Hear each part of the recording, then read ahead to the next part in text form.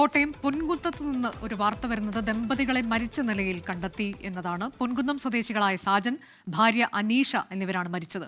വീടിനടുത്ത് ചോര വാർന്നൊഴുകിയ നിലയിലാണ് മൃതദേഹം കണ്ടെത്തിയത്.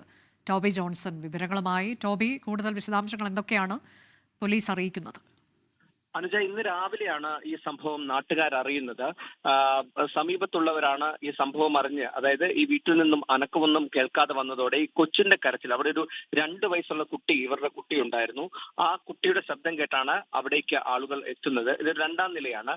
ഏതാനും ദിവസങ്ങൾ മാത്രമായിട്ടുള്ളൂ ഇവരിവിടേക്ക് വാടകയ്ക്ക് വന്നിട്ടുള്ളൂ എന്നാണ് മനസ്സിലാക്കാൻ കഴിയുന്നത്. അങ്ങനെ അവിടെ പരിശോധിച്ചെത്തിയപ്പോഴാണ് ഇങ്ങനെ കതക് തുറക്കാതെ കിടക്കുന്നത് കണ്ടത്. ഉടൻ തന്നെ പോലീസിൽ വിവരം അറിയിക്കുകയായിരുന്നു.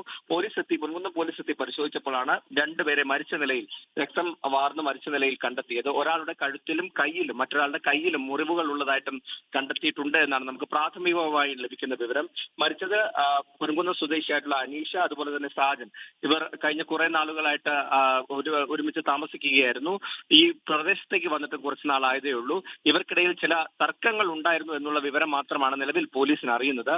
എന്തായാലും വിശദമായിട്ടുള്ള അന്വേഷണത്തിലേക്ക് പൊൻകുന്നം പോലീസ് ഇപ്പോൾ കടന്നിട്ടുണ്ട്. അനുജ, പൊൻകുന്നത്താണ് ദമ്പതികളെ മരിച്ച നിലയിൽ കണ്ടെത്തിയത്. എന്താണ് ഇതിനൊക്കെ കാരണം? ഇത് ആത്മഹത്യയാണോ എന്നൊക്കെയുള്ളതിൽ കൂടുതൽ വിശദാംശങ്ങൾ പുറത്തു വരേണ്ടതുണ്ട്. ഇവർ തമ്മിൽ ചില തർക്കങ്ങൾ ഉണ്ടായിരുന്നു എന്നത് മാത്രമാണ് ഇപ്പോൾ പോലീസിന് അറിയാൻ കഴിഞ്ഞിട്ടുള്ളത്.